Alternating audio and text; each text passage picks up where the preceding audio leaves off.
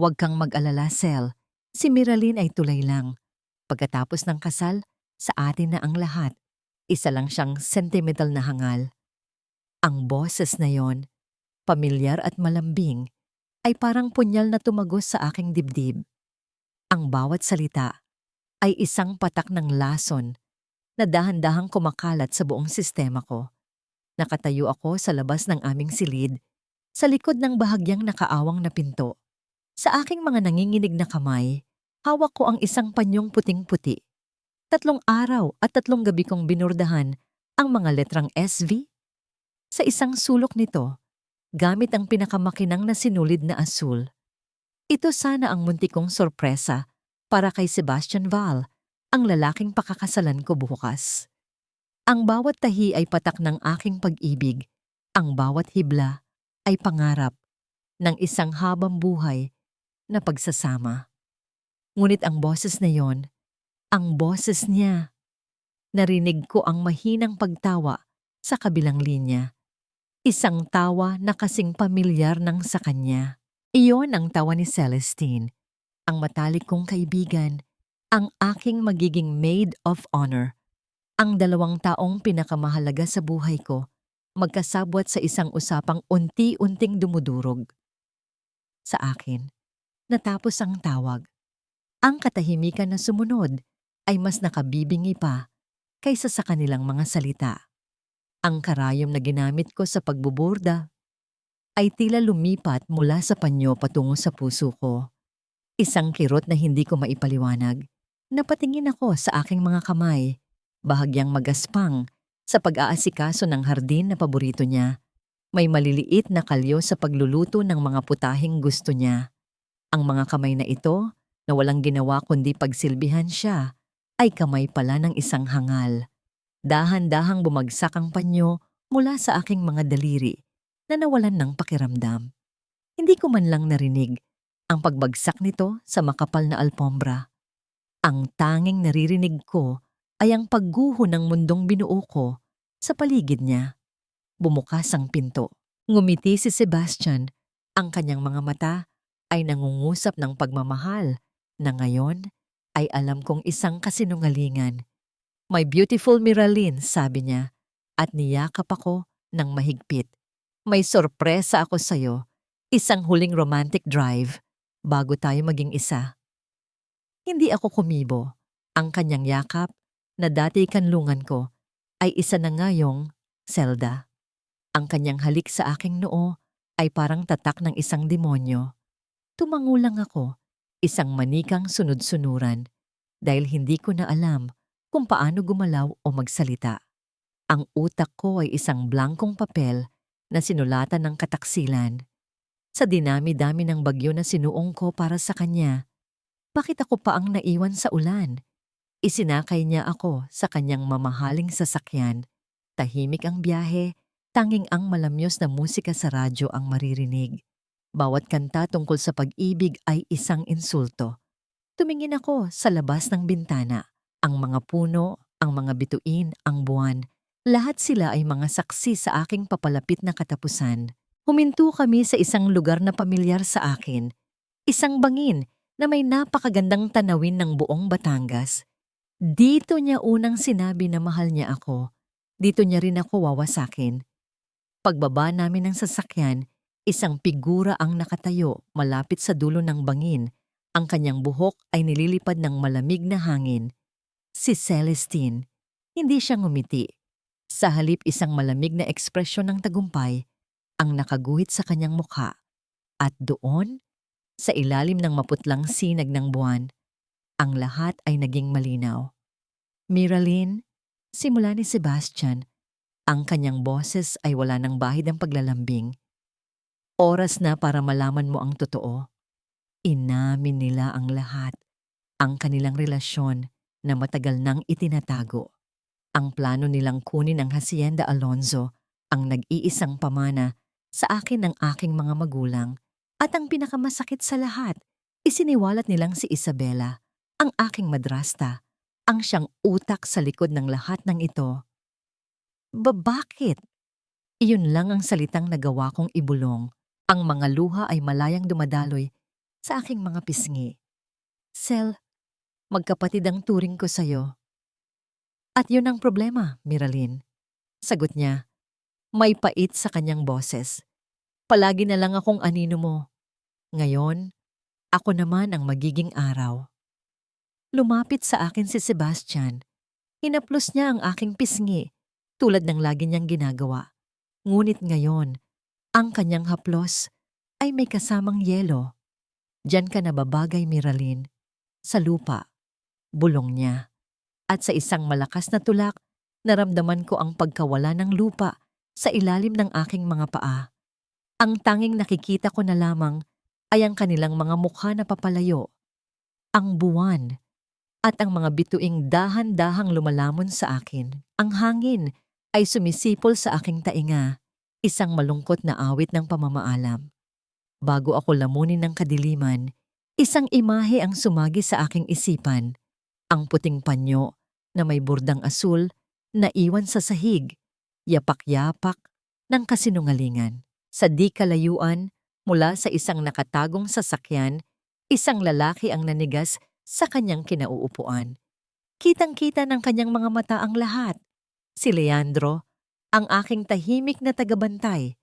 Walang salitang lumabas sa kanyang bibig, ngunit ang kanyang mukha, isang maskara ng matinding pagkasindak at kawalan ng pag-asa, ay sumisigaw habang ang katawan ng babaeng isinumpa niyang proprotektahan ay nilamon ng bangin. Ang sakit ay isang karagatan at ako'y isang dahong walang magawa, kundi magpatangay sa alon nito. Bawat paghampas sa mga bato sa ibaba ay isang pagsabog ng kirot sa bawat sulok ng aking katawan. Ang lamig ng hangin ay kumakain sa aking balat. Akala ko yun na ang katapusan. Sa pagitan ng pagmulat at pagpikit ng aking mga mata, sa gitna ng kadilimang halos lumamon na sa aking ulirat, isang anino ang gumalaw, isang init. Isang pares ng bisig ang maingat na pumulupot sa aking basag na katawan. Bawat galaw niya ay may kasamang matinding pag-iingat na para bang ako'y isang babasaging salamin na anumang oras ay aring magkalamat ng tuluyan.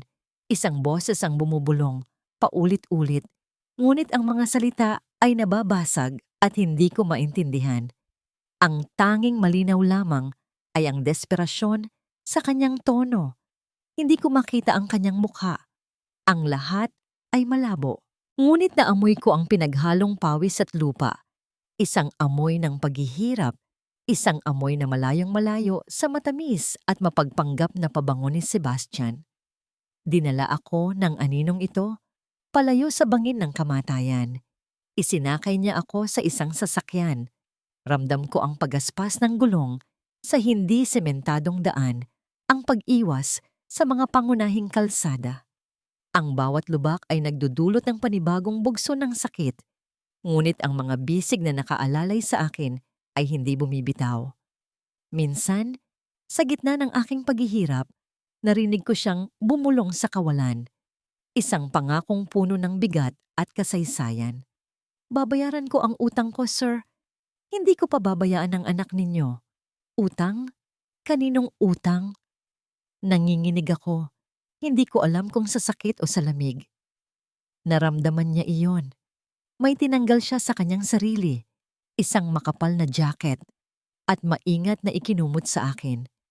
Ang init na nagmula roon ay hindi lang galing sa tela, kundi sa init ng katawan ng taong nagmamay-ari nito. Sa isang saglit, sa gitna ng dagat ng sakit, naramdaman ko ang isang maliit na isla ng kaligtasan. Mahaba ang biyahe. Ang aking kamalayan ay parang isang kandilang aandap-andap. Minsay nagliliwanag, madalas ay halos mamatay na. Narinig ko ang mabigat na tunog ng bakal sa bakal habang bumubukas ang isang malaking tarangkahan. Ang hangin ay nagbago. May amoy ng mga kandila, ng mga lumang kahoy, at ng kapayapaan. Sister Teresa, tulungan niyo po ako. Ang boses ng lalaking nagligtas sa akin ay puno ng pagmamakaawa. Kailangan niya ng tulong. Parang awa niyo na. Isang babaeng may malamig na kamay ang humipo sa aking noo. Isang boses na kalmado, ngunit may awtoridad ang sumagot. Ipasok mo siya, Leandro. Dalian mo. Leandro, ang pangalan ay umalingaw-ngaw sa aking isipan. Ang aking tahimik na tagabantay. Ang anino na palaging nasa paligid, ngunit hindi ko pinapansin. Siya pala. Ibinaba niya ako sa isang kama na mas matigas kaysa sa aking nakasanayan. Ngunit sa mga sandaling iyon, ito ang pinakamalambot na lugar sa buong San Sinukob. Naramdaman ko ang pagtanggal ng aking maruruming damit at ang pagpunas ng maligamgam na tubig sa aking balat. Bawat haplos ay may kasamang kirot, ngunit meron ding pag-iingat. May mga halamang gamot na ipinahid sa aking mga sugat. Ang amoy nito ay kasing pait ng aking sinapit. Pagkatapos ay binalot nila ako ng malinis na kasuotan. Bago ako tuluyang igupo ng pagod at sakit, narinig ko ang huling pag-uusap. Malala ang lagay niya, Leandro. Mga bali sa buto, maraming sugat. Ang milagro na lang ang magliligtas sa kanya, sabi ng boses ng matandang babae. Hindi po siya pwedeng mamatay, sister, sagot ni Leandro. Ang kanyang boses ay basag.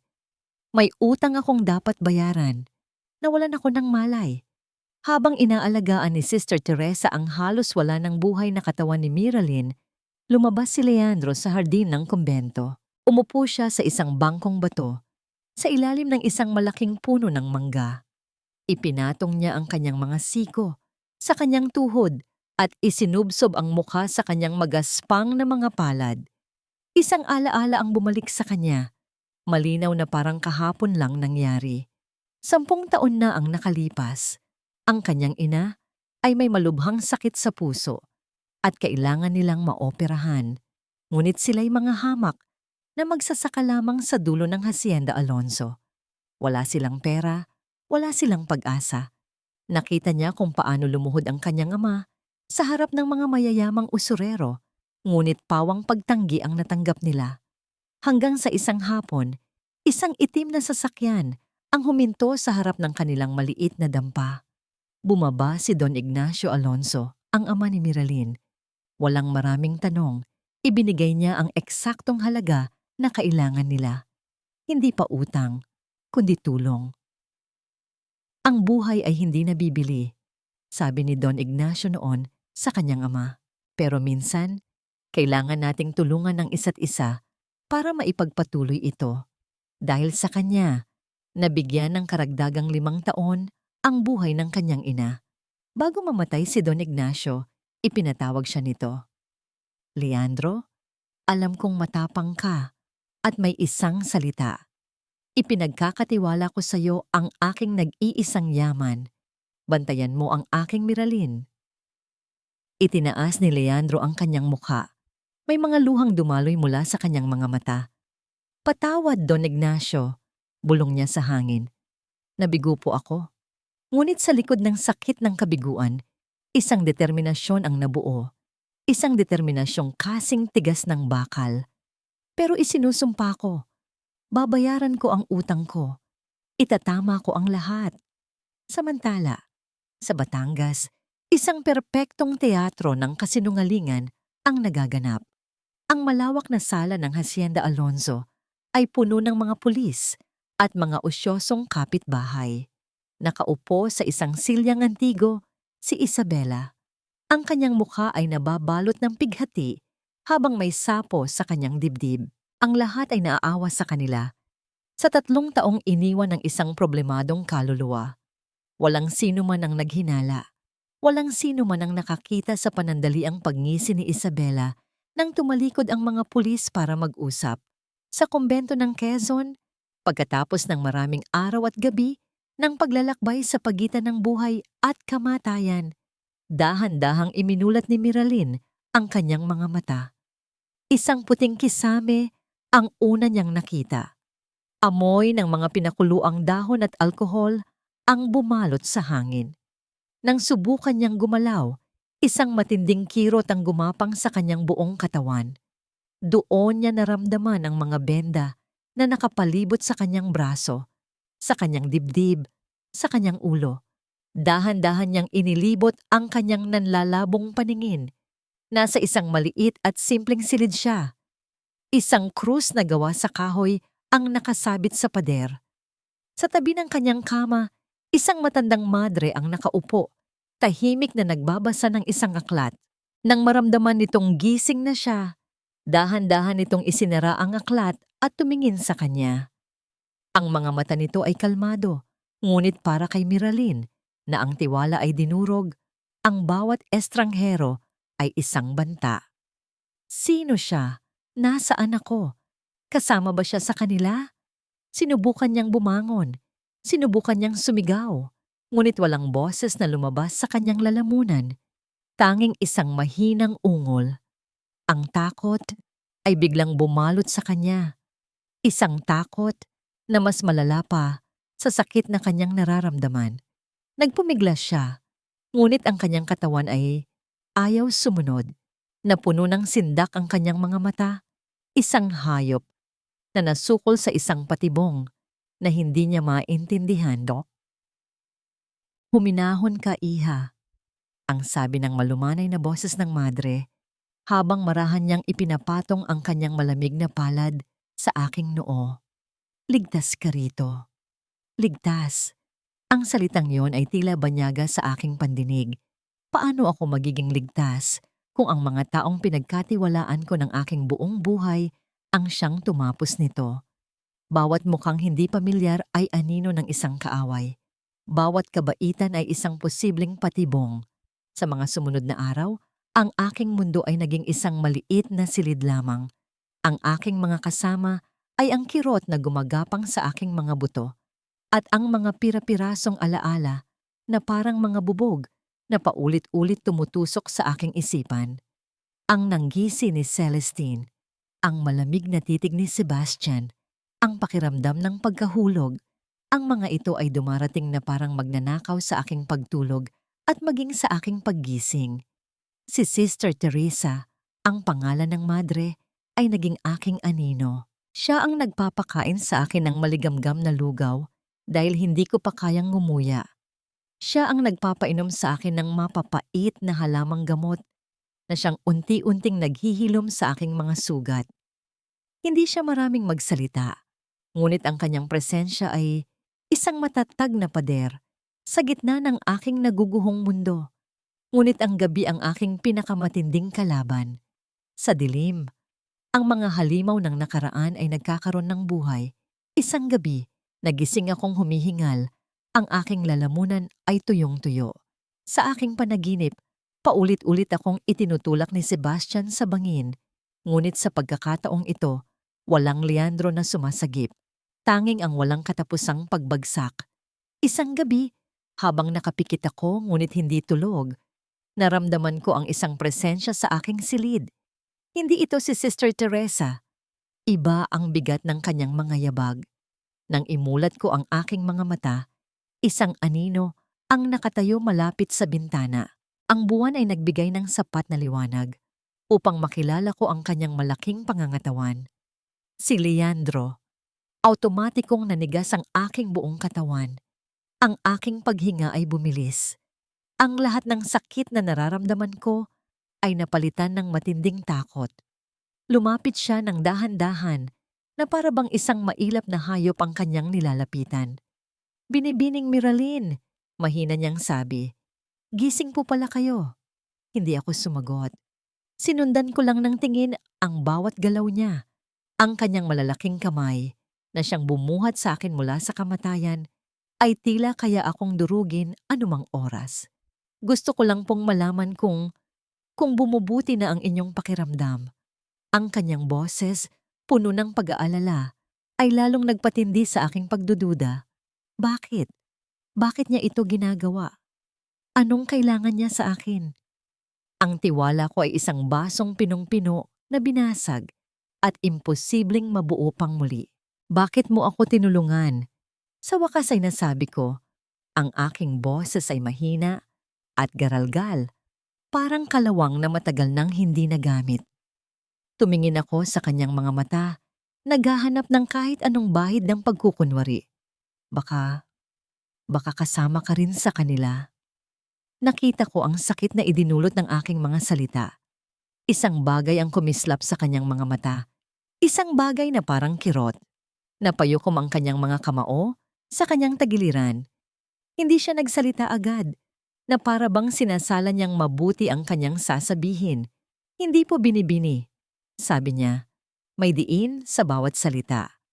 Kailanman ay hindi ko po yon magagawa. Pagkatapos ng gabing iyon, hindi na siya pumasok sa aking silid. Ngunit alam kong naroon lang siya sa labas, nagbabantay. Minsan, sa gitna ng gabi, nakikita ko ang kanyang anino sa pasilyo. Isang hapon, habang tinutulungan ako ni Sister Teresa na umupo, dumating si Leandro at tumayo sa may pintuan. Hindi siya tumingin sa akin, kundi kay Sister Teresa. May mga balita po ako mula sa Batangas, sabi niya. Ang kanyang boses ay mabigat. Kailangan niya pong malaman. Pinaupo ako ni Sister Teresa nang maayos at umupo sa tabi ko, hinawakan ang aking kamay bilang suporta. Doon sinabi ni Leandro ang lahat. Ang kasinungalingang ikinalat nila na ako'y nagpatiwakal dahil sa matinding depresyon na ang buong bayan ay naniniwala at naaawa sa naulilang kasintahan, kaibigan at madrasta.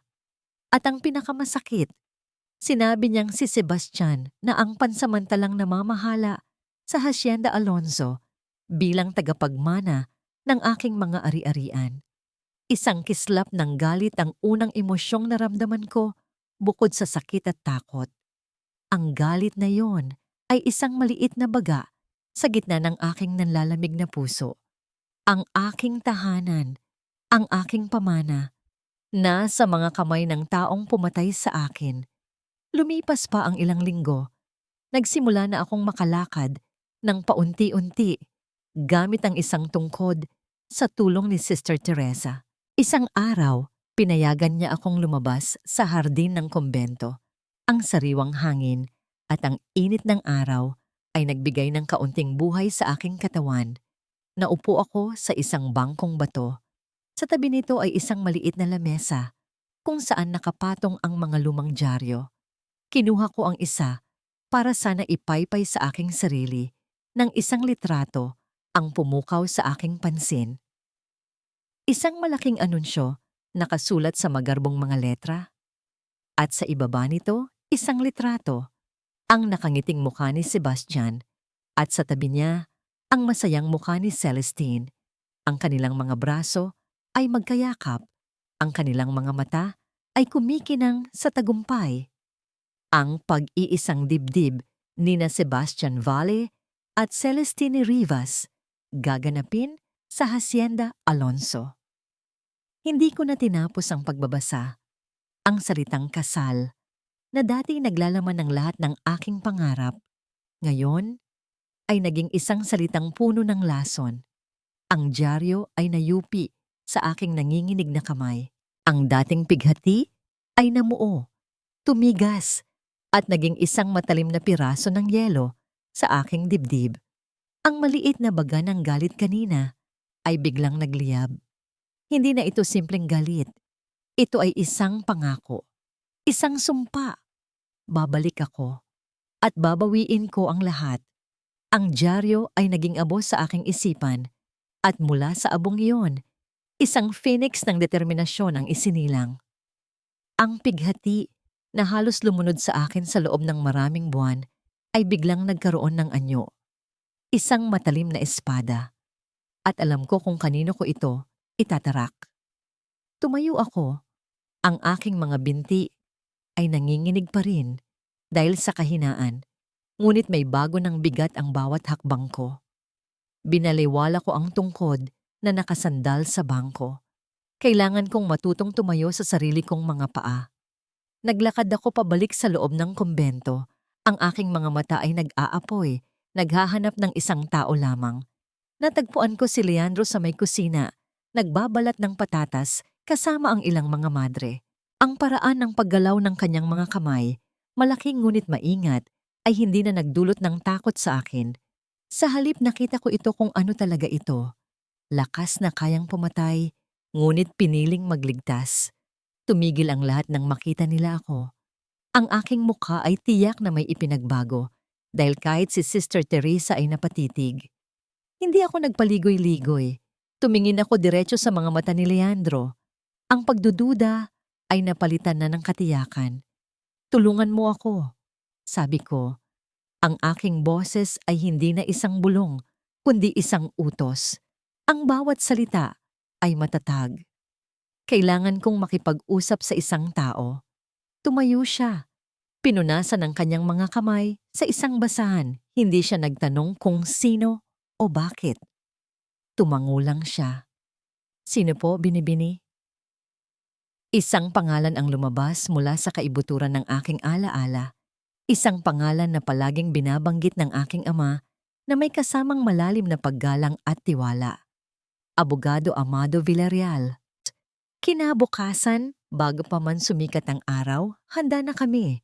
Nagsuot ako ng isang simpleng bestida na ipinahiram ni Sister Teresa, isang alampay na itinakip ko sa aking buhok at bahagi ng aking mukha, at isang malaking salamin sa mata. Kailangan kong maging ibang tao. Si Miraline Alonso ay patay na.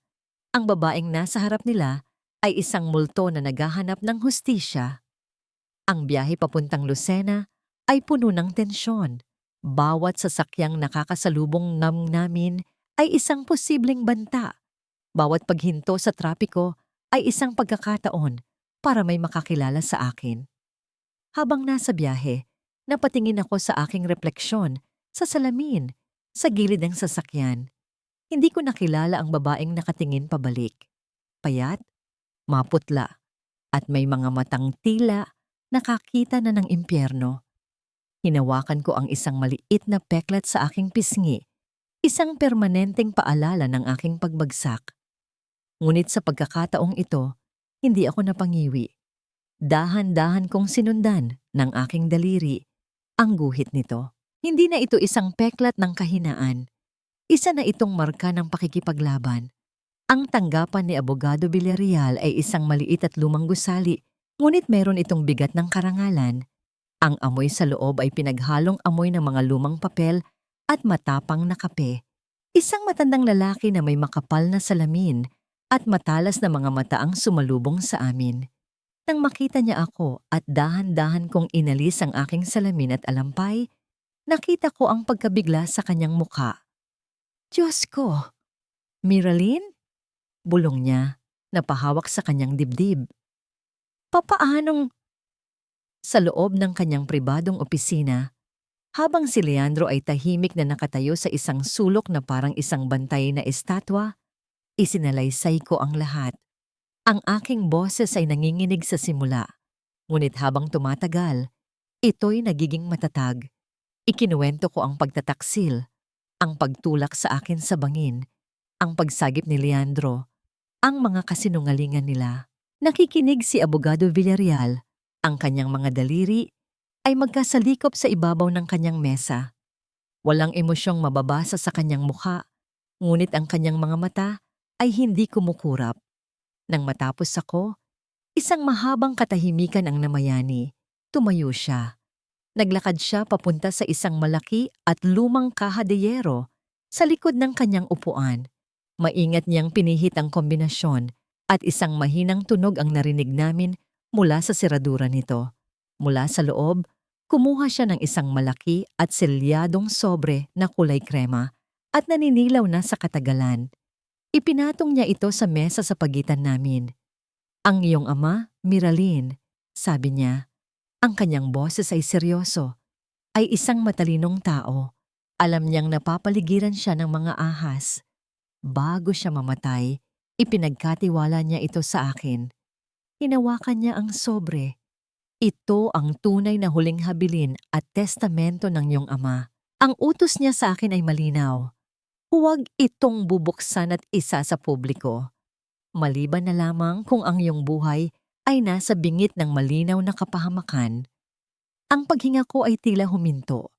Ang pag-asa, isang bagay na matagal ko nang kinalimutan, ay biglang bumalik na, parang isang malakas na pagbuhos ng ulan sa tigang na lupa. Dahan-dahang binuksan ni Abogado Villarreal ang selyo ng sobre gamit ang isang letter opener. Inilabas niya ang isang dokumentong nakatiklop. Ibinuka niya ito at binasa ng malakas ang unang linya, isang linyang babago sa lahat.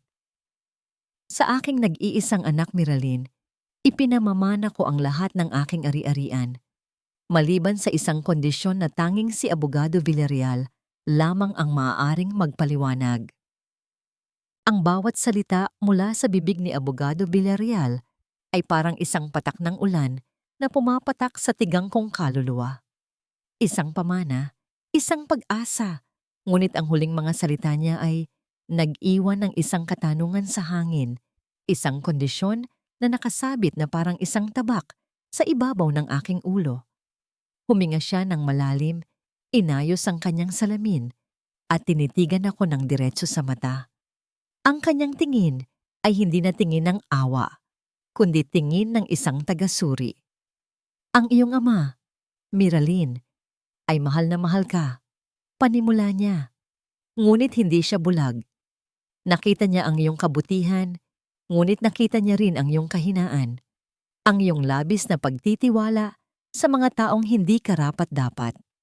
Ikinalungkot niya na pinalaki ka niyang parang isang prinsesa sa isang tore, walang alam sa kasamaan ng mundo sa labas. Bawat salita niya ay isang sampal ng katotohanan, kaya't ang kondisyon ay ito. Pagpapatuloy niya, itinuturo ang isang partikular na talata sa dokumento. Kung sakaling ikaw ay ideklarang patay o nawawala, at ang iyong mana ay mapunta sa kamay ng iba sa pamamagitan ng panlilinlang, ang testamentong ito ay magkakabisa. Ngunit para mabawi mo ang lahat, hindi sapat na patunayan mo lang na ikaw ay buhay. Kumunot ang noo ko. Ano pa ang kailangan? Kailangan mong patunayan, sabi ng abogado. May diin sa bawat salita. Nakarapat-dapat ka ng pamunuan ng Hacienda Alonzo. Kailangan mong patunayan na hindi ka na ang Miraline na madaling lokohin. At ang tanging paraan para gawin iyon ay ang ilantad mo mismo ang mga nagtaksil sa iyo, sa paraang matalino, sa paraang hindi kadugo, sa paraang sila mismo ang maghuhukay ng sarili nilang libingan. Ang pag-asa sa aking dibdib ay biglang nanlamig. Hindi ito isang simpleng dokumento na iwinawagayway ko lang at tapos na ang laban. Isa itong pagsubok, isang hamon na iniwan ng aking ama mula sa kabilang buhay. Masyadong mapanganib iyan. Ang boses ni Leandro ay biglang bumasag sa katahimikan. Lumabas siya mula sa pagiging isang anino sa sulok. Ang kanyang mukha ay puno ng pagtutol, ang kanyang mga kamao ay nakakuyom. Bakit hindi na lang natin dalhin ito sa pulis? Ito na ang ebidensya. Hayaan nating ang batas ang gumawa ng paraan. Hindi ko hahayaang ilagay ni Binibining Miraline ang sarili niya sa panganib. Tumingin sa kanya si Abogado Villarreal, pagkatapos ay sakin. Hinihintay niya ang aking sagot. Ito ang unang desisyon sa aking bagong buhay. Huminga ako ng malalim. Tumingin ako kay Leandro, hindi bilang isang amo sa isang tagabantay, kundi bilang isang taong may sariling pag-iisip. Nagpapasalamat ako sa iyong pag-aalala, Leandro. Iniligtas mo ang buhay ko at habang buhay kong tatanawin iyon bilang utang na loob. Tumigil ako sandali. Pinipili ang mga susunod kong salita. Pero tama ang aking ama at tama si Abogado Villarreal. Hindi ito simpleng usapin ng batas. Ito ay usapin ng karangalan. Ang pangalan ng mga Alonzo ay dinungisan sa mismong tahanan namin. Kung hahayaan kong mga pulis lang ang humuli sa kanila, makukulong sila, oo. Pero ang kwentong mananatili ay ang kwento ng isang kaawa-awang babae na nagpatiwakal. Hindi ako papayag. Tumayo ako at lumapit sa bintana ng opisina. Nakita ko ang aking refleksyon sa salamin. Ang maputlang mukha, ang mga matang may apoy, ang peklat sa aking pisngi. Hinawakan kong muli ang peklat. Hindi na ito masakit. Isa na itong simbolo. Kailangan nilang mapahiya, sabi ko, nakatingin sa sarili kong refleksyon. Kailangan marinig ng buong Batangas ang katotohanan mula mismo sa kanilang mga bibig. Kailangan nilang maranasan ang hiya na mas masahol pa sa kahit anong kulungan. At kailangan ako mismo ang gagawa niyon. Ito ang laban ko. Isang ngiti ang sumilay sa mga labi ni Abogado de Villarreal. Isang ngiti ng paghanga. Tumingin siya kay Leandro. Nakikita mo na, Ginoo, hindi na siya ang babaeng iniligtas mo mula sa bangin. Napabuntong hininga si Leandro, ngunit nakita ko ang paghupa ng pagtutol sa kanyang mga mata. Pinalitan ito ng respeto at isang panibagong determinasyon. Tumango siya. Kung yan po ang desisyon ninyo, Bini-Bini, nasa likod ninyo ako hanggang sa dulo. Bumalik ako sa upuan. Ang pakiramdam ng pagiging biktima ay tuluyan ng naglaho. Pinalitan ito ng isang malamig at kalkuladong determinasyon. Ano ang unang hakbang, Abogado? Impormasyon. Mabilis niyang sagot. Hindi tayo pwedeng sumugod ng basta-basta. Kailangan nating malaman kung ano ang nangyayari sa loob ng hasyenda ngayon. Paano nila ito pinapatakbo? Sino ang mga pinalitan nilang tauhan? At higit sa lahat, sino pa ang mga natitirang tapat sa iyong ama? Doon tayo magsisimula sa paghahanap ng isang kakampi sa loob. Nag-isip siya sandali. Ang kanyang mga daliri ay marahang tumatambol sa mesa. May isang tao sa loob ng hasyenda na alam kong buo ang katapatan sa iyong ama.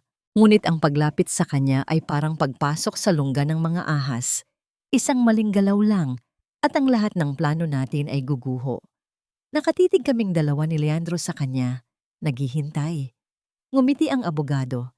Isang ngiting tila isang bihasang manlalaro ng ahedres na nakikita na ang kanyang susunod na 10 galaw. Ang pangalan niya ay Aling Remedios, ang punong kusinera. Aling Remedios, ang pangalan niya ay nagbalik sa akin sa mga alaala ng aking pagkabata. Ang amoy ng kanyang bagong lutong puto bumbong tuwing umaga, ang init ng kanyang mga yakap na mas madalas ko pang naramdaman kaysa sa yakap ng sarili kong madrasta at ang kanyang walang maliw na katapatan sa aking ama. Ngunit sa ilalim ng pamumuno ni Isabela, ang katapatan na yon ay maaaring maging isang sentensya ng kamatayan. Paano natin siya lalapitan nang hindi nalalaman ni na Isabela? Tanong ko. Ang Hacienda Alonzo ay parang isang kaharian na may mga matang nakabantay sa bawat sulok. Diyan papasok ang iyong anino, sagot ni Abogado Villarreal, sabay tingin kay Leandro. Ikaw ang pinakamagaling sa paggalaw ng hindi napapansin, ngunit kailangan natin ng dahilan para makapasok ka sa hasyenda. Nag-isip si Leandro, ang kanyang noo ay nakakunot. Ang tiyuhin ko po ay isa sa mga tagapagtustos ng gulay sa hasyenda. Matagal na po siyang nagde-deliver doon. Maaari po akong magpanggap na isa sa kanyang mga katulong. Sa ganoong paraan, makakapasok ako sa kusina. Perpekto, sabi ng abogado. Ngunit hindi ka pwedeng magdala ng sulat o kahit anong mensahe. Masyadong mapanganib. Kailangan mo ng isang bagay na si Aling Remedios lang ang makakaintindi. Isang bagay mula sa nakaraan. Isang bagay na personal sa inyo ni Miraline. Nagbalik ako sa aking mga alaala. Hinuhukay ang isang bagay na kami lang ang nakakaalam. At pagkatapos, isang imahe ang sumulpot sa aking isipan. Kasing linaw ng sikat ng araw. Ang sampagwita, bulong ko. Noong bata ako, pagkatapos akong pagalitan ni Isabela, palagi akong nagtatago sa ilalim ng malaking puno ng sampagita sa likod ng kusina. Si Aling Remedios ang laging nakakahanap sa akin doon. Palagi siyang may dalang isang piraso ng sapin-sapin at sasabihin niya, hayaan mo na sila. Ang mahalaga ay ang tamis sa kalooban. Pagkatapos ay kukuha siya ng isang bulaklak ng sampagita at isasabit sa aking tenga. Iyon na, sabi ko. mas may kumpiyansa na ngayon. Leandro, magdala ka ng isang piraso ng sapin-sapin. At kapag inabot mo sa kanya, sabihin mo, pinapaabot po ng isang kaibigan. Ang sabi niya, mas mahalaga pa rin daw ang tamis sa kalooban. Pagkatapos, ilapag mo sa tabi ng sapin-sapin ang isang sariwang bulaklak ng sampagita. Maiintindihan niya. Makalipas ang 2 araw sa malamig na hangin ng madaling araw, sinimulan ang operasyon. Mula sa aming pinagtataguan sa isang maliit na bahay na inayos ni Abogado Villarreal sa labas ng Lucena, pinanood ko si Leandro na umalis sakay ng isang luma at kalawanging truck ng gulay, kasama ang kanyang tiyuhin. Siya ay nakasuot ng damit ng isang simpleng magsasaka. Ang kanyang mukha ay bahagyang natatakpan ng isang salakot. Ang taong nagligtas sa akin, ang aninong handang pumatay para sa akin, ay isa na ngayong hamak na kargador. Ang puso ko ay nakaramdam ng isang kirot ng pasasalamat na hindi ko maipaliwanag. Sa loob ng truck, ang puso ni Leandro ay kumakabog ng mas mabilis kaysa sa takbo ng sasakyan. Hindi ito takot para sa kanyang sarili, kundi takot na mabigo si Miraline. Hawak niya sa isang supot ang sapin-sapin na maingat na binalot sa dahon ng saging at sa kanyang bulsa ang isang bulaklak ng sampagita. Ang pagpasok sa tarangkahan ng Hacienda Alonso ay parang pagpasok sa teritoryo ng kaaway. Ang mga gwardiya ay bago, hindi na ang mga dating tauhan ng ama ni Miraline. Sila ay mas strikto. Ang kanilang mga mata ay mapanuri. Ngunit ang truck ng kanyang tiyuhin ay isang pamilyar na tanawin, kaya't pinapasok sila nang walang maraming tanong. Ang kusina ay abalang-abala. Ang mga bagong katulong ay mabilis na kumikilos sa ilalim ng masungit na tingin ni Aling Sion, ang matandang katulong na alam ni Miraline na alipores ni Isabela. Sa isang sulok, si Aling Remedios ay tahimik na naghihiwa ng mga sibuyas. Ang kanyang mukha ay may bakas ng kalungkutan na hindi maikukubli ng mga kunot ng kanyang edad. Habang nagbubuhat si Leandro ng isang kaing ng repolyo, dumaan siya sa likuran ni Aling Remedios. Sa isang iglap, habang nakatalikod si Aling Sion, mabilis niyang inilapag sa mesa ang supot ng sapin-sapin at ang bulaklak. Pinapaabot po ng isang kaibigan.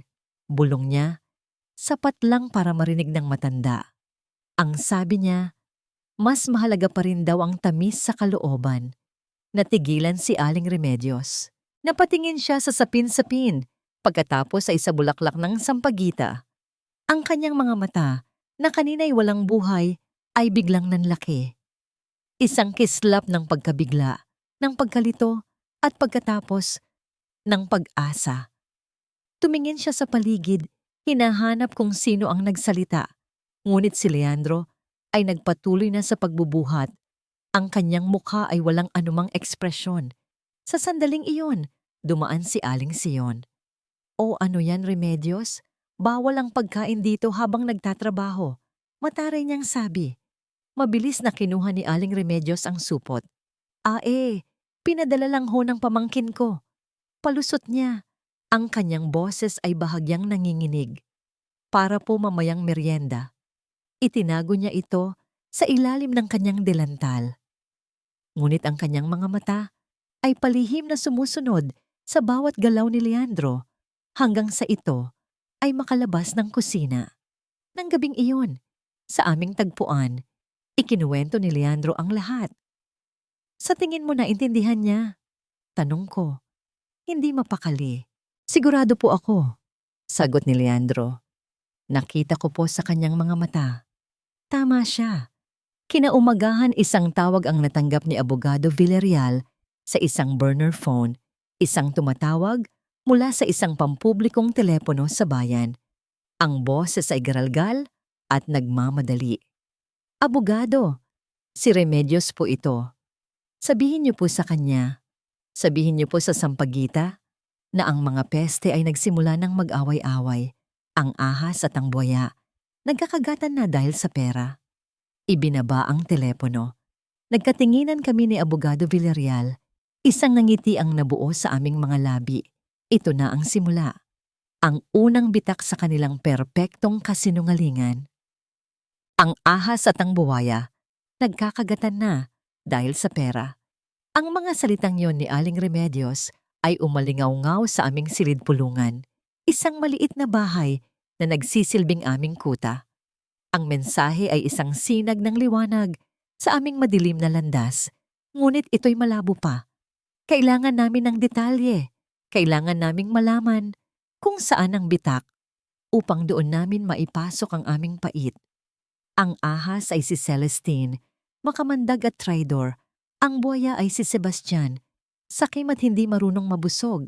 Sabi ni Abogado Villarreal, ang kanyang mga daliri ay magkasalikop sa ilalim ng kanyang baba. Pero anong pera ang pinag-aawayan nila?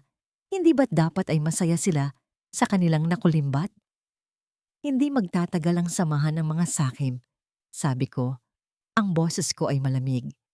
Kapag nakuha na nila ang gusto nila, ang susunod na tanong ay, sino ang makakakuha ng mas malaking parte? Nagkasundo kami na kailangan naming makakuha ng isa pang mensahe mula kay Aling Remedios. Sa sumunod na paghahatid ng gulay, nag-iwan si Leandro ng isa pang senyales, isang maliit na rosaryong gawa sa buto ng sampagita. Isang bagay na alam niyang palaging daladala ng matanda. Iyon ang hudyat na kailangan naming muli ng impormasyon. Hindi kami nabigo. Kinagabihan, muling tumawag si Aling Remedios. Ang kanyang boses ay mas nagmamadali ngayon. Puno ng takot, ngunit may bahid din ng pananabik. Narinig ko silang nagtatalo kagabi. Mabilis niyang sabi. Tungkol sa bagong kotseng binili ni Sebastian, itinanong ni Celestine kung saan galing ang pera. Dahil ayon sa libro de kwenta ng hasyenda, lugi pa raw sila. Ang sabi ni Sebastian, galing daw sa sarili niyang ipon. Pero alam ko, abogado. Nakita ko ang mga bank statement sa kanyang lamesa. Palihim siyang naglilipat ng malalaking halaga mula sa account ng hasyenda patungo sa isang pribadong account na siya lang ang nakakaalam. Pagkatapos ng tawag, isang ngiti ang gumuhit sa aking mga labi. Ito na ang lason na kailangan namin. Ipadala natin kay Celestine ang kopya ng bank statement. Mungkahi ni Leandro, ang kanyang mga mata ay nag-aalab para malaman niya agad ang katotohanan. Umiling ako. Tumingin sa akin si Abogado Villarreal, naghihintay. Dito ko naramdaman ang pagbabago sa aking sarili. Hindi na ako basta-basta sumusunod. Ako na ang nag-iisip ng mga hakbang. Hindi, sabi ko nang may katiyakan. Masyadong halata iyon. Malalaman nilang may nagmamanman sa kanila sa loob. At kapag nalaman nila, si Aling Remedios ang unang mapapahamak. Lumapit ako sa mesa, kumuha ng isang papel at pluma. Hindi natin kailangang sirain ang pader nila, sabi ko habang nakatingin sa kanilang dalawa. Kailangan lang nating bigyan sila ng martilyo para sila mismo ang gumiba nito. Anong ibig mong sabihin, Miraline? Tanong ng abogado. Magpapadala tayo ng mensahe kay Celestine, paliwanag ko. Isang anonymous na text message, hindi ito mag-aakusa. Magtatanim lang ito ng duda. Isang bagay na hindi niya maaaring baliwalain. Isang bagay na mag-udyok sa kanya na siya mismo ang maghahanap ng ebidensya. Nagkatinginan sila at nakita ko ang paghanga sa kanilang mga mata. Sa loob ng isang oras, binuo namin ang perpektong mensahe. Maikli, simple, ngunit matalim na parang bubog. Kinabukasan, pumunta si Leandro sa pinakamalayong bayan na kaya niyang marating. Bumili siya ng isang mumurahing telepono at isang bagong SIM card. Mula sa gitna ng isang maingay na palengke, habang napapaligiran ng ingay ng mga tindera at mamimili, ipinadala niya ang mensahe. Sa Hacienda Alonzo, si Celestine ay nasa paraiso. Suot niya ang isang mamahaling bestida, sinusukat ang isang kwintas na may kumikinang na diamante sa harap ng salamin. Siya na ang reyna. Siya na ang araw. Isang mahinang tunog mula sa telepono sa ibabaw ng kanyang tokador ang pumutol sa kanyang pagpapantasya. Kinuha niya ito. Iniisip na si Sebastian lang ang nag-text. Ngunit mula ito sa isang hindi kilalang numero. Kumunot ang kanyang noo habang binabasa ang maikling mensahe. Ang ganda ng bago mong kwintas. Sana lang alam mo kung saang bank account talaga nanggagaling ang pambayad. Natigilan siya. Ang unang reaksyon niya ay inis. Sino ang naglakas loob na istorbohin siya? Ngunit habang muli niyang binabasa ang mensahe, isang malamig na kaba ang gumapang sa kanyang dibdib kung saang bank account talaga nanggagaling. Bigla niyang naalala ang pagtatalo nila kagabi. Ang madali ang sagot ni Sebastian, ang bagong kotse, ang mamahaling relos nito nung isang linggo. Ang lahat ng luho na tila masyadong mabilis dumating. Ibinaba niya ang kwintas. Ang kinang nito ay biglang naglaho, napalitan ng anino ng pagdududa. Maya-maya pa, pumasok si Sebastian sa silid. May dalang dalawang kopita ng champagne. Para sa atin, mahal ko, sabi niya. Nakangiti. Ngumiti si Celestine pabalik. Isang ngiting kasing ganda at kasing peke ng diamante sa kanyang leeg. Para sa atin, sagot niya. Ngunit nang tumalikod si Sebastian para kumuha ng yelo, ang mga mata ni Celestine ay hindi na nakatingin sa salamin. Nakatingin na ito sa drawer kung saan alam niyang itinatago ni Sebastian ang kanyang mga personal na papeles. Ang lason ay nagsimula ng kumalat. Ang ahas ay handa ng manuklaw sa buwaya. Ang duda ay parang isang maliit na buto, ngunit kapag naitanim sa isang matabang lupa ng kasakiman at kawalan ng tiwala, ito'y mabilis na tumutubo at nagiging isang dambuhalang puno na may mga ugat na kayang sumira kahit sa pinakamatibay na pundasyon. Ilang araw na hindi mapakali si Celestine. Ang bawat ngiti ni Sebastian ay tila may itinatagong panlilibak. Ang bawat regalo ay tila isang panuhol para sa kanyang katahimikan. Ang dating pagmamahal na akala niya ay napanalunan niya ay unti-unting nagiging isang paligsahan. Naghihintay siya ng tamang pagkakataon. Isang gabi, sinabi ni Sebastian na may pupuntahan siyang business meeting sa Maynila at doon na matutulog. Sa sandaling umalis ang sasakyan nito, ang Hacienda Alonzo ay naging kanyang hunting ground. Ang reyna ay handa ng alamin ang mga lihim ng kanyang hari. Gamit ang isang hairpin na natutunan niyang gamitin noong dalaga pa siya. Maingat niyang binuksan ang siradura ng pribadong opisina ni Sebastian. Ang kanyang puso ay kumakabog sa takot at pananabik. Nang bumukas ang pinto, ang amoy ng tabako at mamahaling leather ay sumalubong sa kanya. Hindi siya nag-aksaya ng panahon. Diretso siya sa drawer na madalas niyang nakikitang binubuksan ni Sebastian. Nakalak din ito. Gamit ang parehong hairpin at nanginginig na mga kamay, muli niyang sinubukan ang kanyang kapalaran. Isang mahinang tunog ang narinig niya at ang drawer ay bumukas. Sa loob, naroon ang mga dokumentong inaasahan niya. Mga titulo, mga kontrata ng hacienda.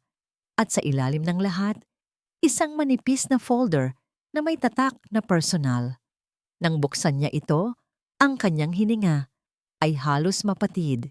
Mga bank statement. Hindi mula sa opisyal na bangko ng hacienda, kundi mula sa isang international na bangko sa Switzerland. At ang mga numero ay nakakalula. Milyon-milyon.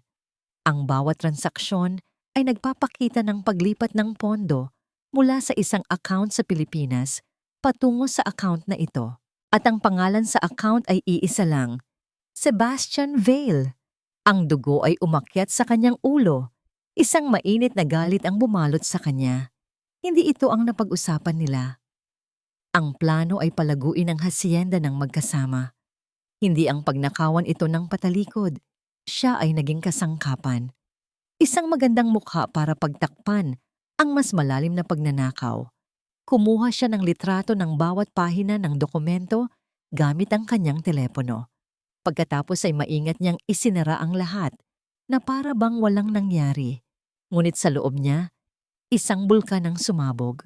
Kinabukasan, pagdating ni Sebastian, sinalubong siya ni Celestine na may isang matamis na ngiti. Ngunit ng gabing iyon, sa kanilang hapunan, inilabas niya ang kanyang mga baraha. "Kamusta ang meeting mo sa Maynila, mahal?" Tanong niya habang marahang iniikot ang alak sa kanyang kopita. "Maayos naman. Nakakapagod," sagot ni Sebastian, hindi naghihinala. "Pero para sa kinabukasan natin, lahat gagawin ko." "Talaga?" sabi ni Celestine. Ang kanyang boses ay may bahid ng sarkasmo. Pati ang pagbubukas ng account sa Switzerland para sa kinabukasan natin. Natigilan si Sebastian. Ang hawak niyang tinidor at kutsilyo ay bumagsak sa plato. Lumikha ng isang matinis na tunog sa katahimikan ng kanilang marangyang silid-kainan. Ang kanyang muka ay namutla. Anong sinasabi mo?" Inilapag ni Celestine ang kanyang telepono sa mesa at ipinakita ang mga litrato. "Huwag ka nang magkaila, Sebastian. Nakita ko na ang lahat. Gaano ka nakatagal nagnanakaw sa sarili nating pamana?" Ang pagkabigla sa mukha ni Sebastian ay napalitan ng galit. Tumayo siya. Ang kanyang mga palad ay dumagundong sa mesa. "Paano mo nalaman yan? Pinakialaman mo ang mga gamit ko. At buti na lang ginawa ko." Sigaw ni Celestine pabalik, tumatayo na rin. "Akala mo maluloko mo ako? Akala mo habang buhay akong magiging anino lang? Nagkamali ka. Kalahati niyan ay sa akin. Wala kang karapatan dito." Sigaw ni Sebastian. "Kung hindi dahil sa akin, isa ka pa ring hamak na kaibigan ni Miraline. Ako ang nagplano ng lahat. At ako ang tumulong sa iyong itulak siya sa bangin." Ang mga salitang iyon ay lumabas sa bibig ni Celestine na parang kamandag. Sa kanilang pag-aaway, hindi nila namalayan na sa labas ng bahagyang nakaawang na pinto ng silid-kainan, isang anino ang nakikinig. Si Aling Remedios. Naroon siya para sana kunin ang mga plato, ngunit natigilan siya nang marinig ang sigawan. Ang bawat salitang kanilang binitiwan ay isang piraso ng ebidensya na maingat niyang itinago sa kanyang isipan. "Ibibigay mo sa akin ang kalahati, Sebastian, o sisiguruhin kong pareho tayong babagsak," pagbabanta ni Celestine. Isang malutong na sampal ang dumapo sa kanyang pisngi. Ang tunog ay umalingaungaw sa buong silid. Napahawak si Celestine sa kanyang namumulang mukha. Ang kanyang mga mata ay nanlalaki sa gulat at sakit. "Subukan mo," sabi ni Sebastian. Ang kanyang bose ay mababa at puno ng pagbabanta. "At baka hindi lang si Miraline ang mahulog sa bangin." Umatras si Celestine, takot ang biglang pumalit sa kanyang galit.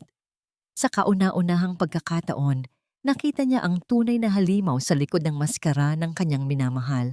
Nang gabing iyon, walang natulog sa kanila. Ang digmaan ay opisyal nang nagsimula. At sa isang maliit na bahay sa labas ng Lucena, ang balita mula kay Aling Remedios ay dumating na parang musika sa aming mga tainga. Ang pundasyon ay nagsimula nang gumuho. Ang balita ng unang marahas na pag-aaway ni na Sebastian at Celestine ay isang tagumpay. Ngunit alam naming hindi ito sapat. Ang kanilang sigalot ay parang isang apoy na kailangan naming gatungan. Ang kanilang testimonya na narinig ni Aling Remedios ay mahalaga. Ngunit sa korte ng batas, ito ay salita lamang laban sa salita.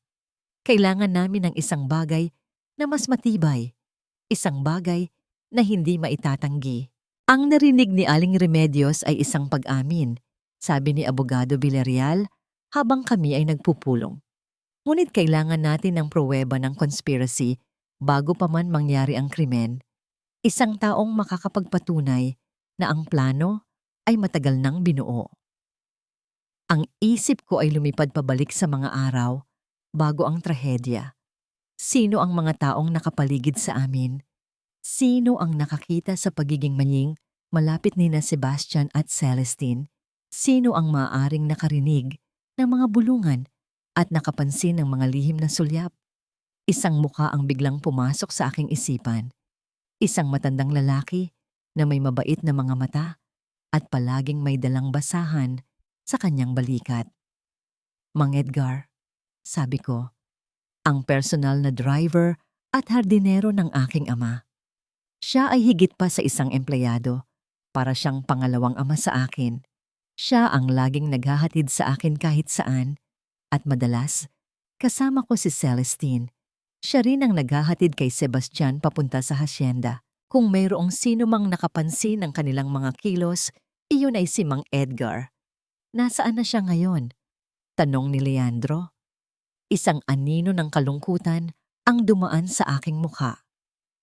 Pagkatapos ng pagkamatay ko, isa siya sa mga unang tinanggal ni Isabela. Ang dahilan daw ay katandaan. Ang totoo, alam kong natatakot si Isabela sa kanyang katapatan sa akin at sa aking ama. Kailangan natin siyang hanapin, sabi ni Abogado Villarreal. Ang kanyang testimonya ang maaaring maging susi na magbubuklod sa lahat.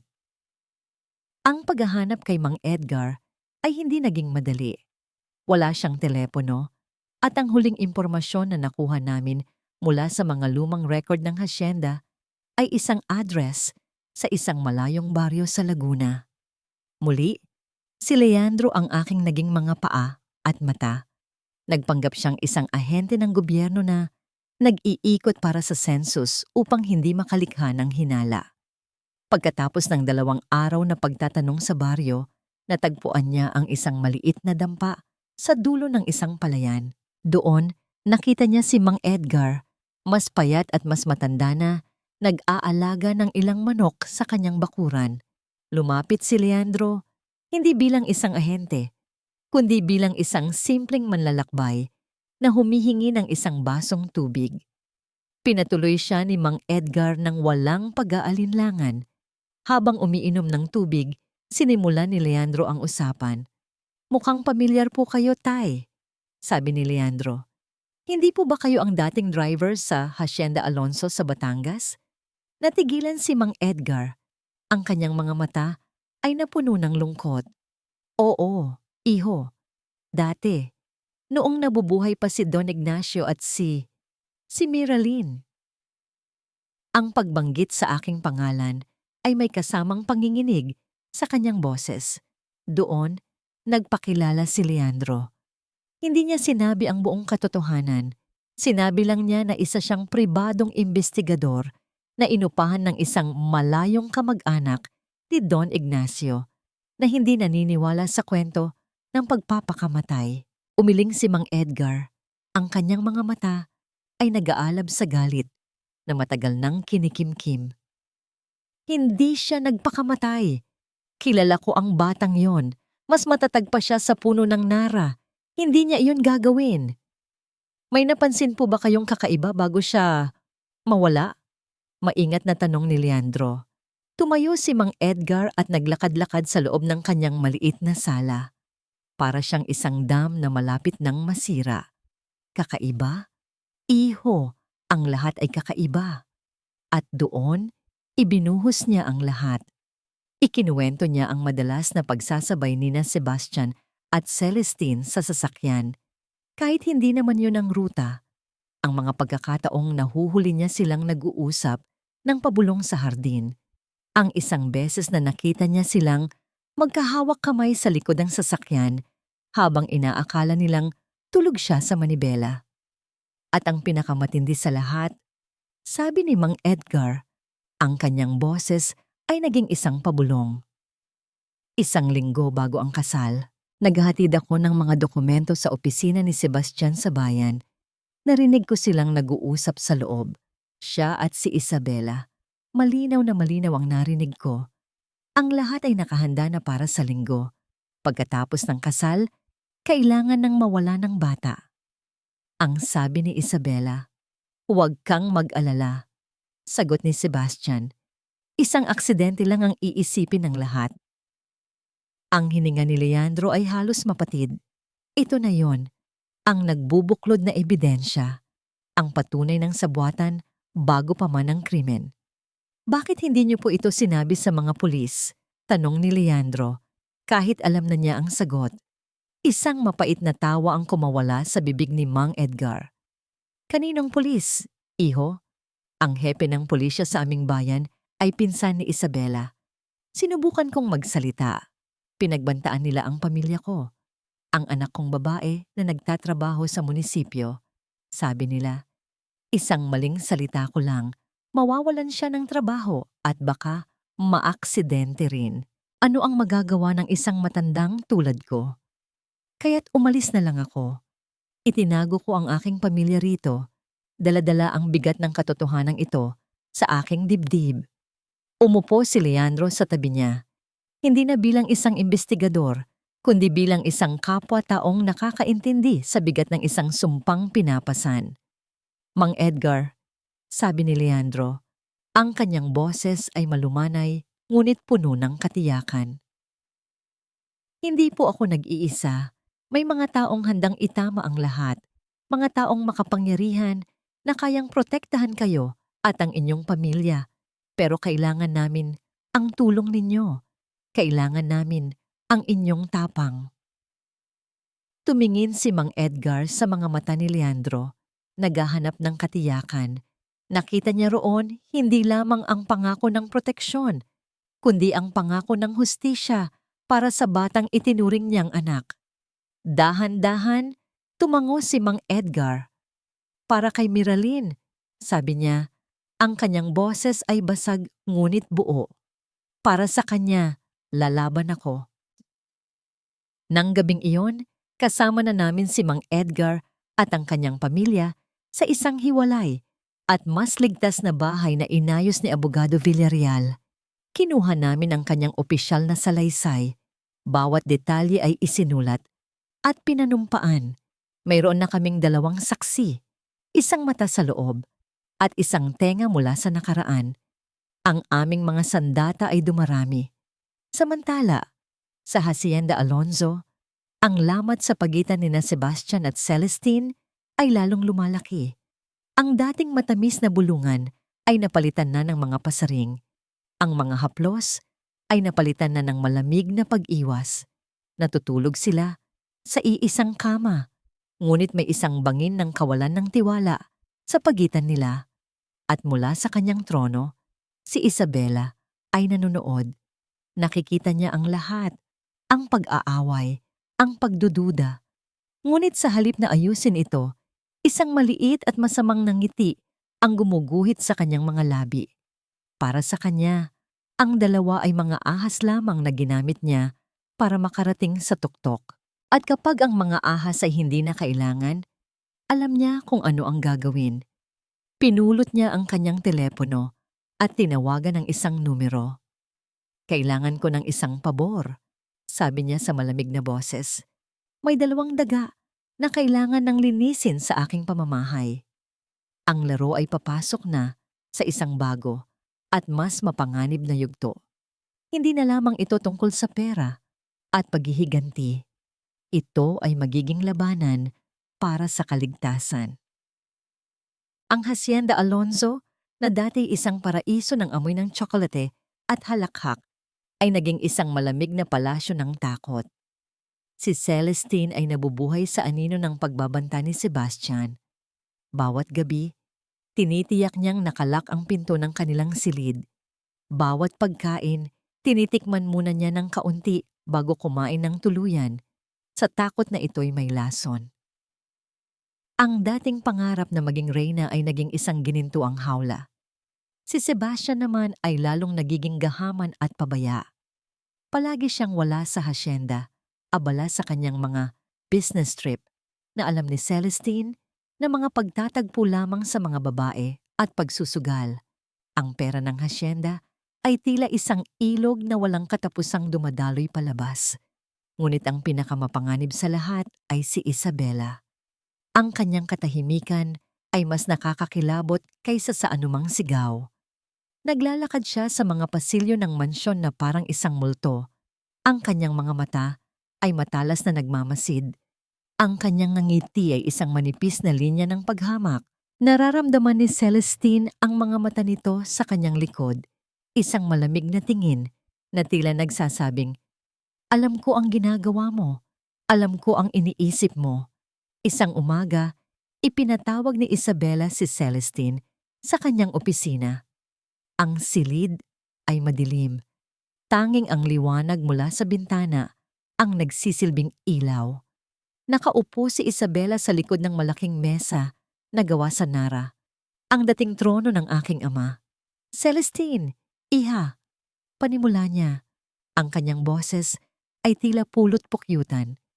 "Napapansin kong tila hindi kayo magkasundo ni Sebastian nitong mga nakaraang araw. May problema ba?" Naramdaman ni Celestine ang bitag, isang maling sagot at tapos na ang laro. "Wala po, Tita Isabela," sagot niya, pilit nang ngumingiti. "Pagod lang po siguro kami pareho sa pag-aasikaso ng hasyenda." Isang mahinang tawa ang kumawala sa bibig ni Isabela. "Huwag na tayong maglokohan, Celestine. Alam kong ninananakawan ka niya at alam kong natatakot ka sa kanya." Nanlamig si Celestine. Paano niya nalaman? "Huwag kang mag-alala." Pagpapatuloy ni Isabela na para bang nababasa niya ang kanyang isip. "Nandito ako para tulungan ka. Tutal, parang tunay na anak na rin ang turing ko sa'yo." Lumapit siya kay Celestine at hinawakan ang kanyang mga kamay. Ang haplos ni Isabela ay kasing lamig ng yelo. "May paraan para maalis natin si Sebastian sa equation. Isang paraan para mapunta sa'yo ang lahat ng nararapat sa'yo.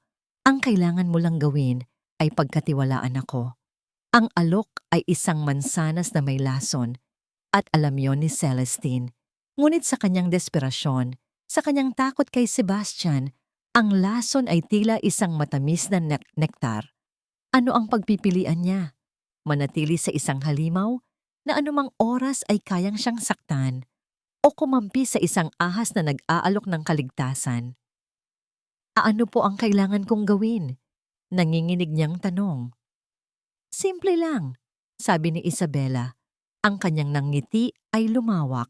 "Kailangan nating patunayan na siya ay unfit para pamahalaan ng hasyenda. Kailangan natin ng ebidensya ng kanyang pagsusugal, ng kanyang pambababae, at higit sa lahat, ng kanyang pagnanakaw. Alam kong may kopya ka ng kanyang mga bank statement. Ibigay mo sa akin ang lahat at ako na ang bahala." Ito na ang pagkakataon ni Celestine para makaganti. Ngunit may isang bahagi sa kanya na nagsasabing ito'y isang maling hakbang. Gayunpaman, ang galit at takot ay mas malakas. Nang gabing iyon, habang mahimbing na natutulog si Sebastian dahil sa kalasingan, palihim niyang iniabot kay Isabela ang isang USB flash drive na naglalaman ng lahat ng litratong kinuha niya. "Magaling na bata," sabi ni Isabela. Tinatapik ang kanyang pisngi. "Magpahinga ka na. Malapit nang matapos ang iyong mga problema." Sa aming kuta, ang balitang ito mula kay Aling Remedios ay dumating na parang isang kulog. Hindi namin ito inaasahan. Naglalaro si Isabela ng sarili niyang ahedres. Sabi ni Abogado Villarreal, ang kanyang mukha ay seryoso. Gagamitin niya si Celestine para pabagsakin si Sebastian. At kapag bagsak na si Sebastian, si Celestine naman ang isusunod niya. Sa huli, siya lang ang matitirang nakatayo. "Hindi natin siya maaaring hayaan," sabi ko. Ang aking boses ay puno ng pag-aalala. Hindi para kay Celestine, kundi para sa plano. Kung mauunahan tayo ni Isabela, mawawalan tayo ng pagkakataong ilantad ang buong katotohanan sa araw ng kasal. Magiging isang simpleng kasong kriminal na lang ito sa pagitan nilang tatlo. At ang pangalan ko, mananatiling dungisan. "Ano ang gagawin natin?" tanong ni Leandro. Isang ideya ang biglang nabuo sa aking isipan. Isang ideyang mapanganib, ngunit maaaring ito na ang aming huling baraha. Kung si Isabela ay naglalaro ng ahedres, sabi ko, kailangan din nating maglaro. Ngunit hindi natin gagalawin ang kanyang mga pyesa. Gagalawin natin ang tabla. Tumingin ako sa kanila. Ang aking mga mata ay nag-aapoy sa isang bagong plano. Si Isabela ay kumpiyansa dahil alam niyang hawak niya ang batas at ang pulisya sa bayan. Paano kung ang batas na iyon ay biglang magkaroon ng ibang mata na nakatingin?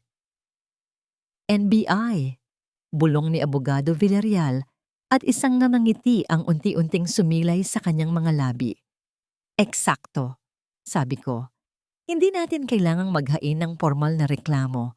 Ang kailangan lang natin ay isang tip, isang anonymous na impormasyon tungkol sa malawakang pagnanakaw na nangyayari sa isang kilalang hasyenda sa Batangas na kinasasangkutan ng mga taong may koneksyon sa lokal na pulisya.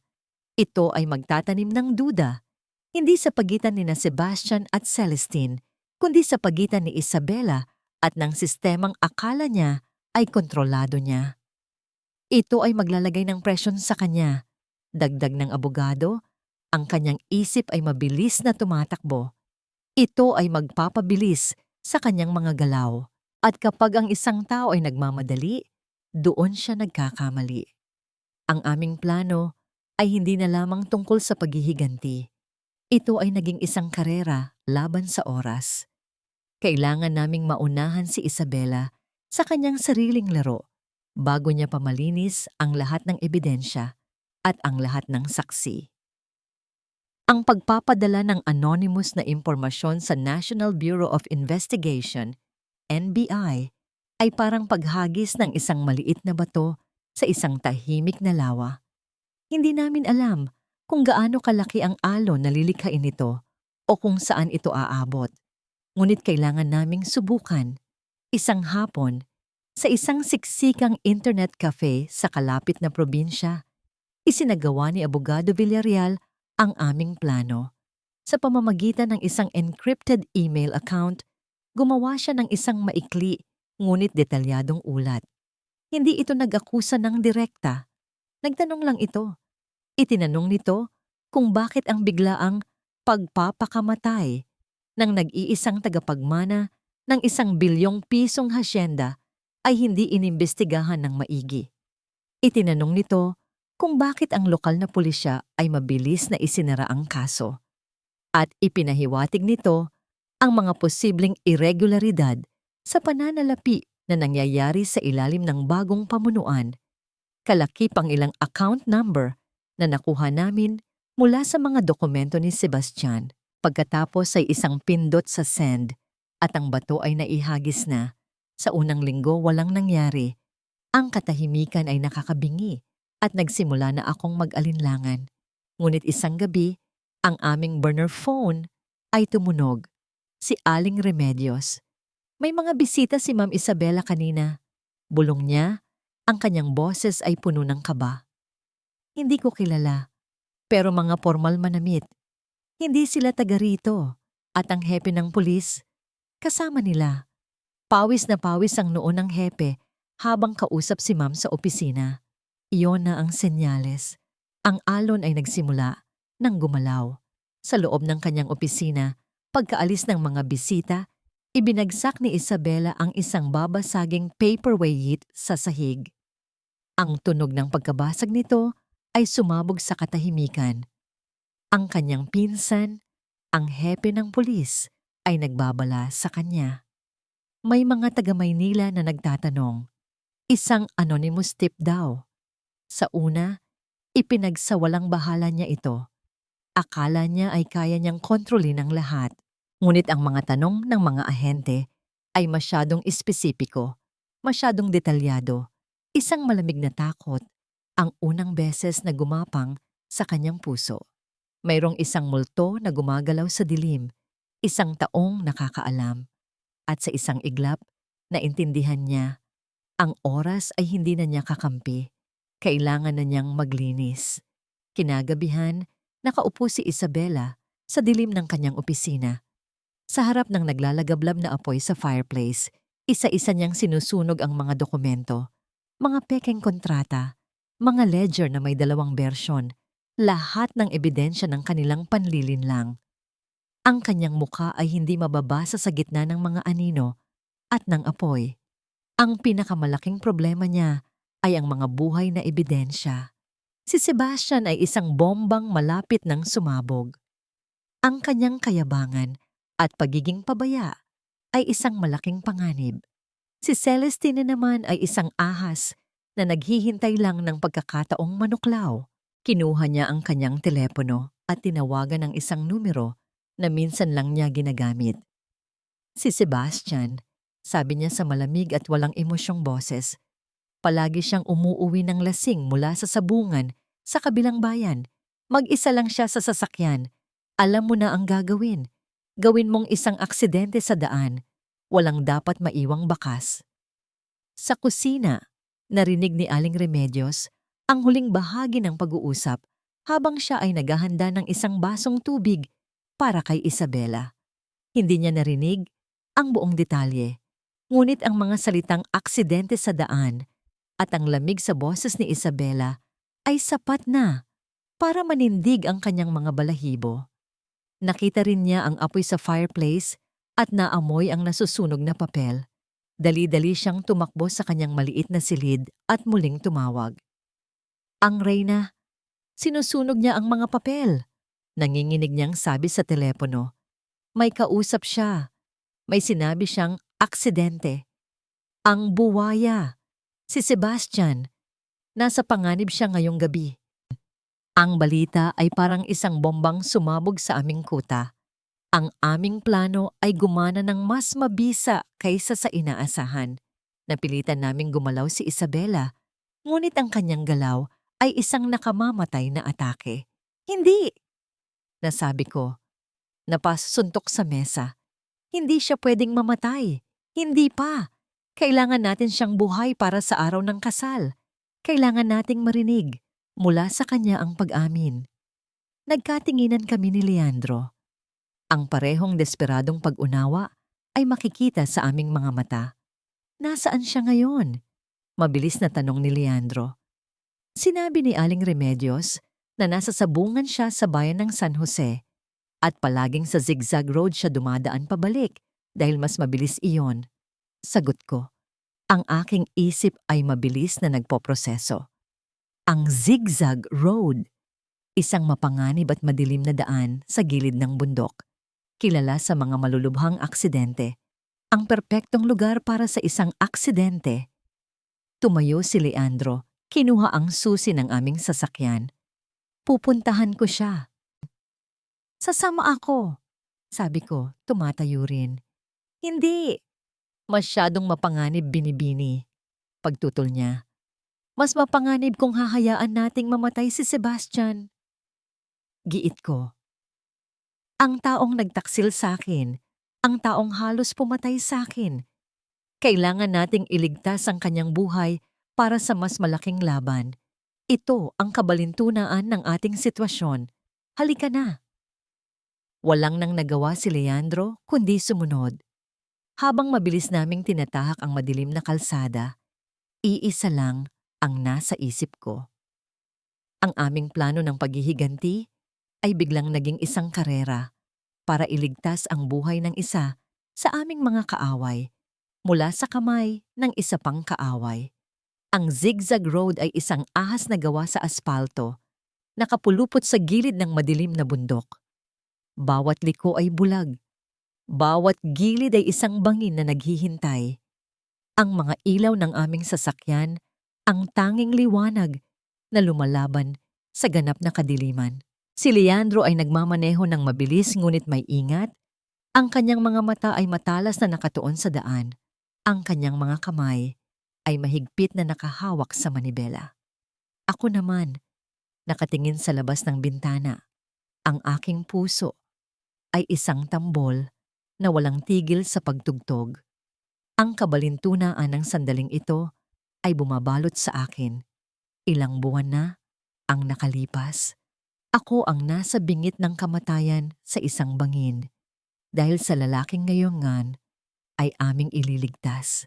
Ang paghihiganti ay isang kakaibang landas. Minsan ay pinipilit kang protektahan ang mga taong nais mong wasakin. Doon, biglang sigaw ni Leandro. Itinuturo ang isang kislap ng ilaw sa unahan.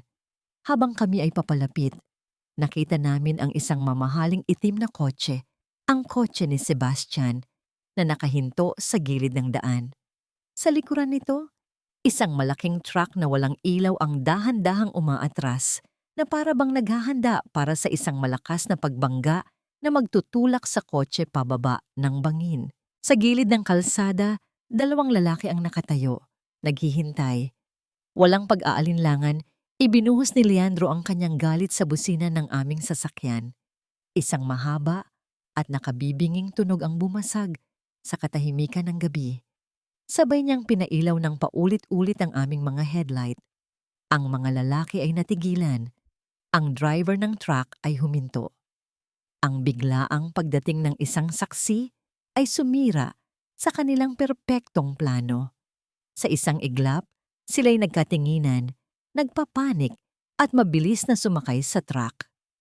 Ang makina nito ay umugong ng malakas at mabilis silang humarurot palayo. Nilalamon ng kadiliman. Huminto kami sa likuran ng kotse ni Sebastian. Lumabas si Leandro, dala ang isang bakal na tubo na lagi niyang itinatago sa ilalim ng kanyang upuan. Ako naman ay sumunod. Ang aking mga binti ay nanginginig. Ang pinto sa driver's side ng kotse ni Sebastian ay nakabukas. Sa loob, siya ay walang malay. Ang ulo niya ay nakasubsob sa manibela. Ang matapang na amoy ng alak ay kumalat sa hangin. Malinaw na siya ay lasing na lasing, kaya't naging madali para sa mga tauhan ni Isabela na patigilin siya. Tingnan mo kung may sugat siya, sabi ko kay Leandro habang ako'y maingat na lumalapit. Hinawakan ni Leandro ang balikat ni Sebastian at marahang itinaas ang kanyang ulo. Walang dugo, ngunit may isang maliit na galos sa kanyang sentido, marahil mula sa pagkakabangga ng kanyang ulo sa manibela. Mukhang pinatulog lang siya, hindi sinaktan ng malubha. Ang plano ay gawin itong isang malinis na aksidente. Kailangan natin siyang gisingin, sabi ni Leandro. Ngunit bago pa man niya mayugyog si Sebastian, isang ungol ang narinig namin mula sa loob ng kotse. Dahan-dahan, iminulat ni Sebastian ang kanyang mga mata. Ang una niyang nakita ay ang madilim na mukha ni Leandro na nakatitig sa kanya. Sa sino ka? Bulong niya. Ang kanyang paningin ay malabo pa. Pagkatapos ay tumingin siya sa akin. Ang aking mukha ay bahagyang natatakpan ng anino, ngunit ang buwan ay nagbigay ng sapat na liwanag. Nakita ko ang pagbabago sa kanyang mukha. Mula sa pagkalito, papunta sa pagtataka, at sa huli, sa isang uri ng takot na hindi ko pa nakikita dati. Isang takot na parang nakakita siya ng multo. Miraline? Ang pangalan ko ay lumabas sa kanyang bibig na parang isang basag na dasal. Hindi. Patay ka na. Hindi ako sumagot. Hinayaan ko siyang malunod sa kanyang takot. Hinayaan kong iproseso ng kanyang lasing na isipan ang imposibleng tanawin sa kanyang harapan. Patay ka na! Sigaw niya. Sinusubukang umatras, ngunit ang kanyang katawan ay nakakulong sa upuan. Nakita ko. Itinulak ka namin. Isang malamig na ngiti ang sumilay sa aking mga labi. Nagkamali ka ng kalkula, Sebastian. Ang takot sa kanyang mga mata ay napalitan ng galit. Kasama ka ba nila? Ikaw ba ang nagpadala sa kanila para patayin ako? Ito ba ang iyong paghihiganti? Umiling ako. Hindi pa. Hindi pa ito ang aking paghihiganti. Ito ang aking paalala. Lumapit ako. Ang aking muka ay ilang pulgada na lang mula sa kanya. Ang amoy ng alak mula sa kanyang hininga ay nakakasuka. Ang babaeng itinulak mo sa bangin ay bumalik. At sa susunod na magkita tayo, sisiguraduhin kong ikaw naman ang mahuhulog sa isang bangin na hindi mo na matatakasan. Bago pa siya makasagot, isang malakas na suntok mula kay Leandro ang tumama sa kanyang panga. Muling nawalan ng malay si Sebastian. Para po iyan sa pagtataksil ninyo kay Binibining Miraline. Bulong ni Leandro sa walang malay na katawan. Leandro! Saway ko, kahit na isang bahagi sa akin ay natuwa sa kanyang ginawa. Hindi iyan kasama sa plano. Pasensya na po, Binibini. Hindi ko napigilan. Sagot niya habang hinihimas ang kanyang mga kamao. Mabilis kaming kumilos. Alam naming hindi magtatagal ay maaaring may ibang dumaan. Inayos namin si Sebastian sa kanyang upuan, isinara ang pinto at iniwan siyang doon. Ang kanyang aksidente ay naging isang simpleng kaso ng isang lasing na nakatulog sa gilid ng daan. Ngunit alam naming nagtanim kami ng isang binhi ng lagim sa kanyang isipan. Isang lagim na mas malala pa sa anumang pisikal na banta. Habang kami ay nagmamaneho pabalik, ang katahimikan sa loob ng sasakyan ay puno ng bigat. Iniligtas namin ang aming kaaway. Ipinakita namin ang aming sarili. Itinaas namin ang antas ng panganib. Alam na niya ngayon, sabi ni Leandro. Hindi magtatagal, malalaman na rin ni Isabela. Mas mabuti, sagot ko. Ang aking mga mata ay nakatutok sa madilim na daan sa unahan. Gusto kong malaman nila. Gusto kong matakot sila. Gusto kong maramdaman nila ang pakiramdam ng tinutugis dahil ang kasal na pinakahihintay nila ay hindi na magiging isang selebrasyon. Huminga ako ng malalim. Ang adrenaline ay unti-unti nang nawawala sa aking sistema.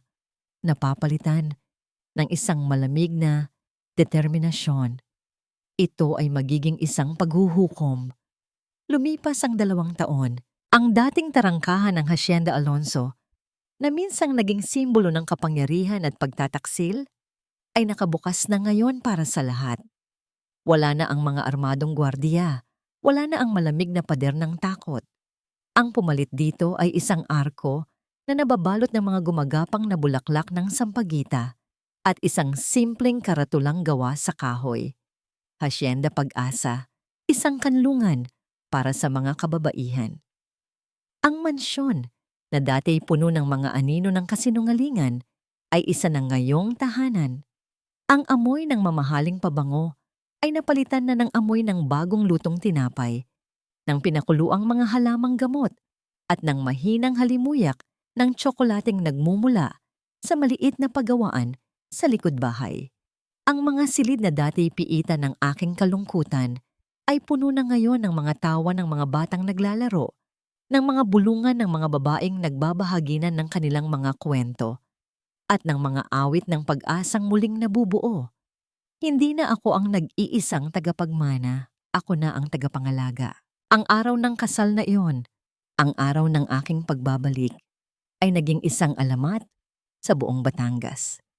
Ang pagdating ng isang multo, ang pagkataranta ng mga nagkasala, ang paglalabas ng tunay na testamento, ang testimonya ni Mang Edgar, at ang huli at pinakamatinding dagok, ang pag-amin mismo ni Sebastian na sa kanyang takot at pagkalito ay inamin ang lahat sa harap ng daan-daang bisita.